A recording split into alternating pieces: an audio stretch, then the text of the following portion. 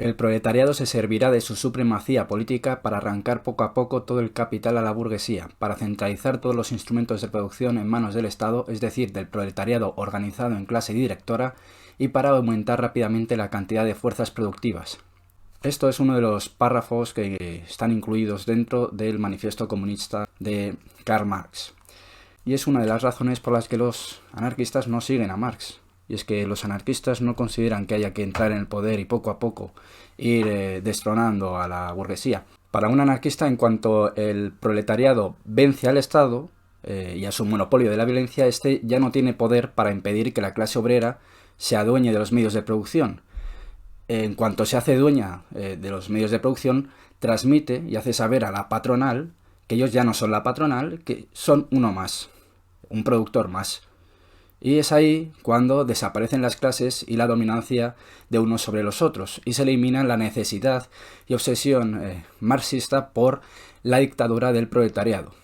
¿Por qué? Pues porque al abolir la propiedad privada, estás aboliendo de facto el único derecho que daba poder y que daba alas a la burguesía sobre la clase obrera, que de hecho es el derecho de propiedad. Yo más que el manifiesto comunista lo llamaría el manifiesto intervencionista, el manifiesto socialista, pero desde luego que en ningún caso el manifiesto comunista. Este libro básicamente es famoso porque Marx expone 10 puntos en los que el proletariado tiene que actuar de la forma que él cree, siguiendo estos 10 puntos en cuanto llegue al poder. Así que vayamos desgranando los puntos que él sugirió en este manifiesto. Número 1. Expropiación de la propiedad territorial y aplicación de la renta a los gastos del Estado. Es decir, lo que viene siendo expropiar la tierra y de las rentas que antes tenían los que eran dueños de ella, que vaya para el Estado. Claro, mi pregunta es ¿por qué no expropiar toda la propiedad? Es decir, abolir la propiedad privada.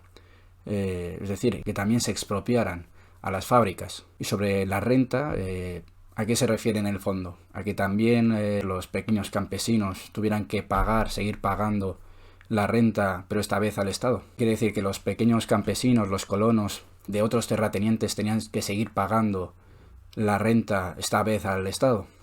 Segundo, impuesto fuertemente progresivo. Que yo me pregunto, ¿a quién? Si se van a ir todos los que puedan. Todos los ricos se van a ir. ¿O es porque se van a quedar explotadores? Que se van a enriquecer a costa de los trabajadores. Entonces, ¿qué dictadura del proletariado es esta? ¿Qué medida es esta? ¿Cómo que impuesto fuertemente progresivo? Estás aceptando entonces que hay una burguesía que sigue explotando, que sigue siendo rica porque sigue teniendo el derecho de propiedad, con el que gracias a él se puede enriquecer y sacar la plusvalía de los trabajadores. Según su idea, iba a permitir que siguiera existiendo la explotación laboral del hombre por el hombre, después de tantos libros criticándola. Tercer punto, abolición de la herencia. Bueno, esto me imagino que lo aprendió de Proudhon, uno de sus maestros, por mucho que él renegara de él y quisiera criticarle. Pero bueno, me parece correcto. Creo que entre los seres humanos tiene que haber posesión, no propiedad, y que esa posesión tiene que distribuirse en cuanto alguien muere, sin necesidad de que tenga que ser para alguien que ya tiene. De hecho, gran parte de los grandes millonarios del mundo lo son por la herencia, no por su esfuerzo ni por su trabajo. Claramente no todo se cumple este mismo requisito, aunque los comunistas nunca quieren admitir que puede haber ricos que son ricos por su talento o que son ricos por otras circunstancias. Siempre quieren aceptar la idea de que el que es rico por la herencia, por una acumulación de capital histórica.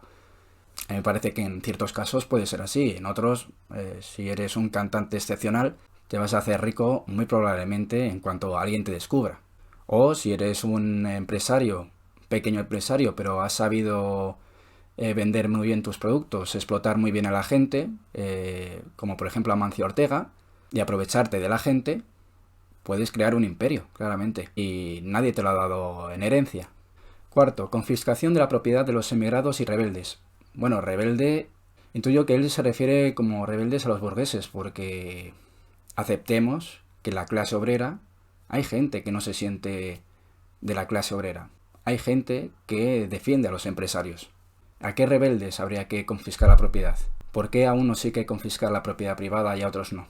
¿Por qué no abolimos la propiedad privada? ¿Qué es lo que se preguntan los anarquistas frente a este tipo de textos de Marx?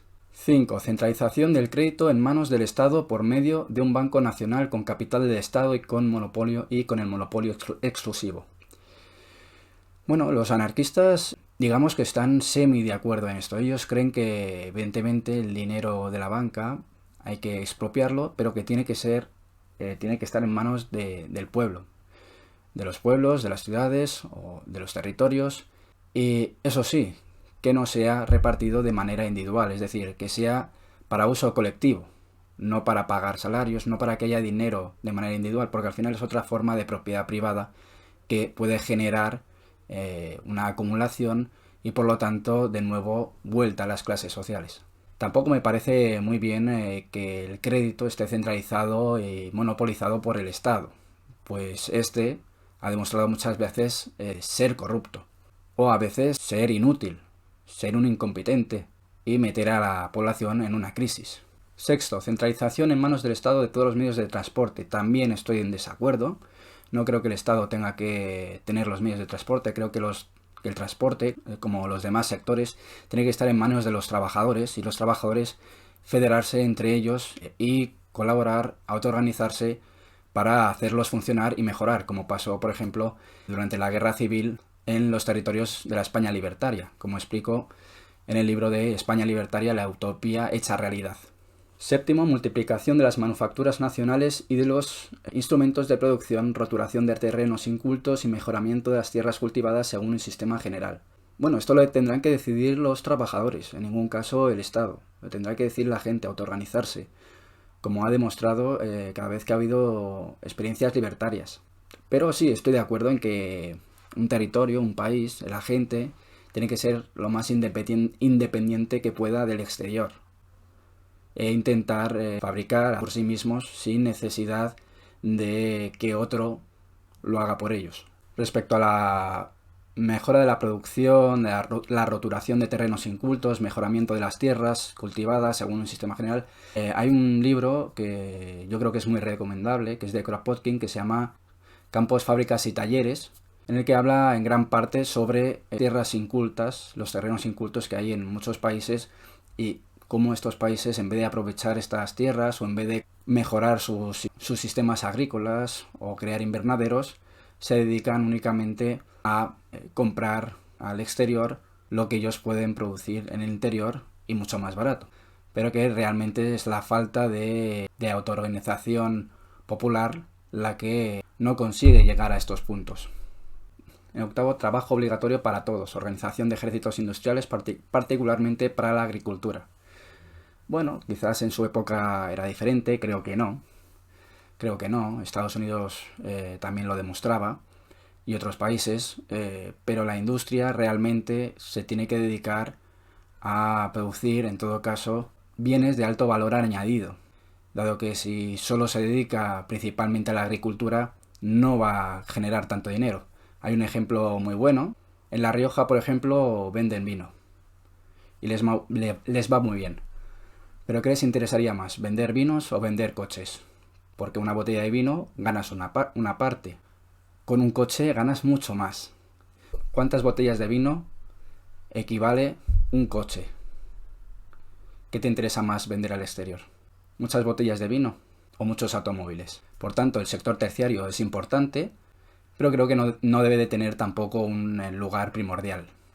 9. Combinación del trabajo agrícola y el trabajo industrial, medidas encaminadas a hacer desaparecer gradualmente la distinción entre la ciudad y el campo. Estaría bien que Marx hubiera ayudado a esto, sobre todo al no considerar que la clase obrera es el sujeto revolucionario que va a hacer llevar a la población, a la sociedad, a la humanidad, al comunismo.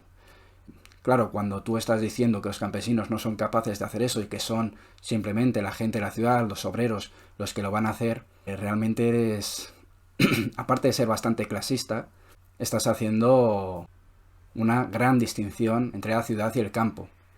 Y al final, por las experiencias libertarias, incluso por ejemplo por la propia Revolución Rusa, se ha visto que son los campesinos al final los que tiran adelante, los que hacen que surjan las revoluciones. Lo podemos ver a lo largo de la historia. En esto los anarquistas les da igual que sean obreros, que sean campesinos.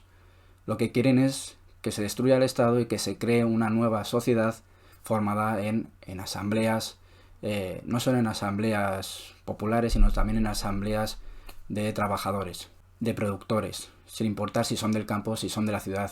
10. Educación pública y gratuita de todos los niños, abolición del trabajo de estos en las fábricas tal como se practica hoy, combinación de la educación con la producción material, etc. Bueno, de último sí estoy de acuerdo, que se combine la educación con la producción material, es decir, al final que los niños o que los chavales hagan lo que aprenden en el aula. De hecho, creo que en España un problema bastante grave es que somos uno de los países con más absentismo escolar. Y es normal, es normal. Lo que no puedes es estar teniendo a un niño trabajando más que un trabajador normal, ¿no? Estar todo el año en un aula, 7, 8 horas, después cuando llega a su casa sigue trabajando, cuando es fin de semana tiene que seguir trabajando en lo suyo. Si le ha ido un poco mal en ese trimestre en Navidad, en Semana Santa y en verano, le toca seguir trabajando.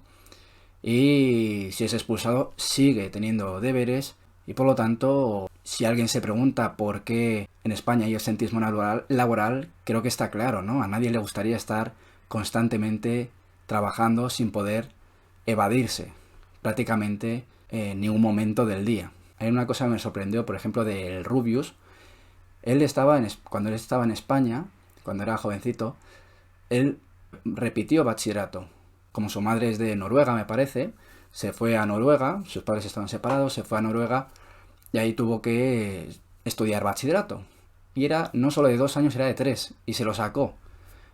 Además se lo sacó con ganas, para que veáis, el sistema español de educación es una basura.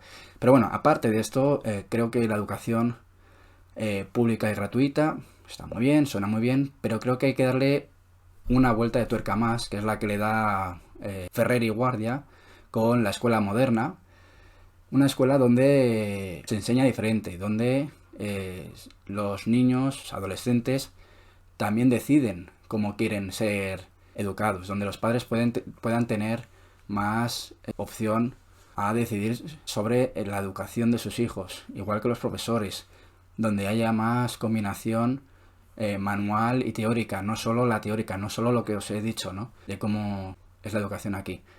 Y hasta aquí estos 10 puntos. No me extraña que después de esto salieran socialdemócratas o ideas intervencionistas, porque realmente estos 10 puntos lo que están aceptando es que continúe existiendo el capitalismo en un mundo donde sigue existiendo capitalismo, pero la burguesía casi no tiene incentivo para invertir, donde económicamente creo que es insostenible, y al final es darse la mano con el capitalismo, con el sistema que tanto criticó este hombre. Bueno, y aquí os quiero enseñar un vídeo sobre la evolución de la Segunda Guerra Mundial en cuanto al tamaño de los ejércitos y de cómo van avanzando los nazis, luego los soviéticos, luego los aliados, y cómo van avanzando en territorios y en dominación, en el espacio vital que decía Hitler, ¿no?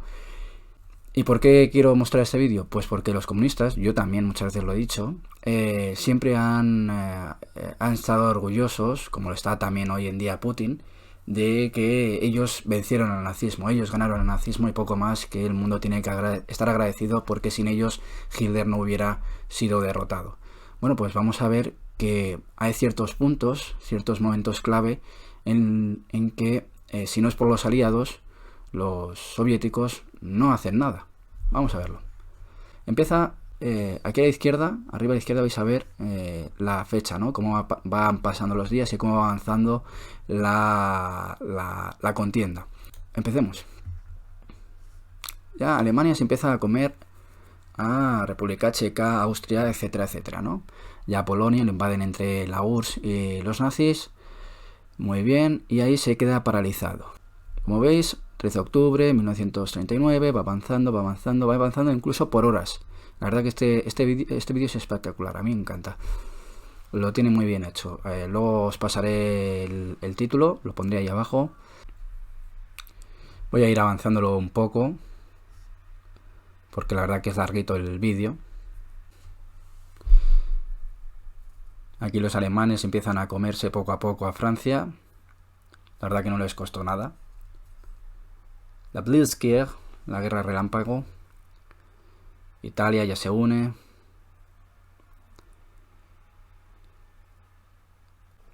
Y ahora es cuando se va viendo cómo tanto Italia como los alemanes posteriormente van a ir comiendo territorio al norte de África, que también va a ser importante para que la URSS pueda vencer a los nazis. Y ahora es cuando los nazis empiezan a atacar a la URSS. Y empiezan poquito a poquito a comérsela. Gran expansión.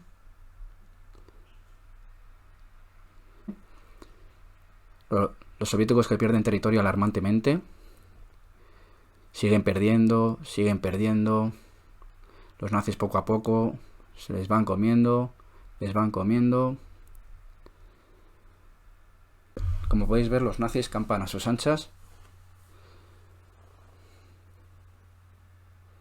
Ahora es cuando empieza el frío, es cuando los rusos empiezan a ganarles. Cuando empieza el frío, realmente, es cuando empiezan a ganar a los alemanes. Muy bien. Y por esta época es por la que empiezan, tanto alemanes como rusos, como soviéticos, a estar, digamos, una posición de empate, ¿no? De ni tuya ni mía. No se mueve. No hay realmente un claro vencedor. Les van ganando también por aquí. Les van ganando territorio los nazis. Es decir, ahí ya los rusos ya no hacen más. Están bastante... Mira cómo van avanzando los alemanes. 1942, ¿eh? Y descubramos cuáles son los detalles que hacen que los rusos, que evidentemente estaban volviendo a perder, empiecen a darle la vuelta a la tortilla. Fijaros en el norte de África. En el norte de África, los nazis empiezan a perder. Empiezan a perder aquí abajo, aquí abajo. Por aquí también empiezan a perder los nazis. Y ahí es en este momento cuando los rusos empiezan a ganar. Empiezan a ganar territorio. Antes no. Es cuando los aliados empiezan a ganar a los nazis en el norte de África, cuando los rusos, aprovechando que los nazis tienen problemas y tienen que enviar refuerzos al norte de África, lo cual la verdad es que no hicieron en gran parte, y por eso Rommel también perdió, aparte de no tener combustible. Y ahí es cuando los rusos aprovechan, ¿no?, que los nazis tienen otros problemas, otros frentes, y empiezan a ganar territorio.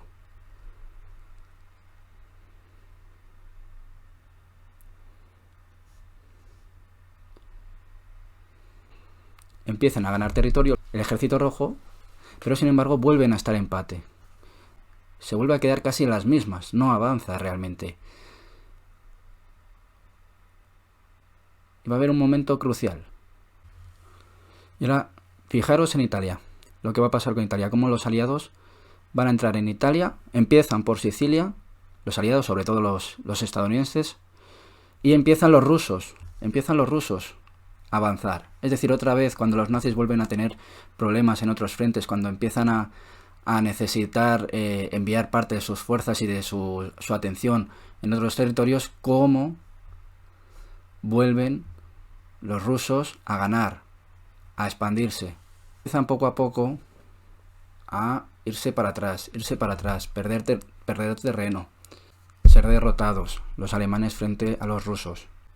Entonces estáis viendo, ¿no?, cómo es el ejército soviético, el ejército rojo, el que gana, pero gana gracias a que los aliados empiezan a digamos, a molestarles por detrás a los alemanes. Justo cuando hacen eso es cuando los rusos empiezan a avanzar, cuando empiezan a ganar territorio. Es decir, uno contra uno, solos, no hacen nada. Fijaros que los nazis, los alemanes, eran ellos solos, prácticamente. Los italianos no eran muy buenos. Los japoneses menos aún. Pero los aliados, sobre todo con Estados Unidos a la cabeza, sí eran muy buenos. Fíjate cómo siguen avanzando los rusos. Y ahora va a salir el famoso día D de Normandía. Fijaros en Francia, queda poquito. Mirad cómo empieza. Cómo empieza por Francia y cómo ahí es cuando, voy a echarlo un poco para atrás, como en cuanto empieza por Francia la invasión de los aliados, que sorprende en gran medida a los nazis, como ahí, en ese mismo momento es cuando los rusos ya son imparables. Ahí sí, totalmente. Hasta ese momento no eran imparables, ahora sí. Ahora ya Hitler ya está rodeado por diferentes flancos. Parece como una mancha, ¿no?, que se va extendiendo. En resumidas cuentas, los rusos, los soviéticos, el Ejército Rojo, los comunistas, Stalin, no hubieran ganado nunca a los nazis en un 1 contra 1. No fueron ellos realmente los que vencieron a los nazis, sino que fueron los aliados, sobre todo. Y encima tenemos en cuenta que Estados Unidos financió a la URSS para poder ganar a los nazis, sumado al invierno ruso, pues blanco en botella, ¿no?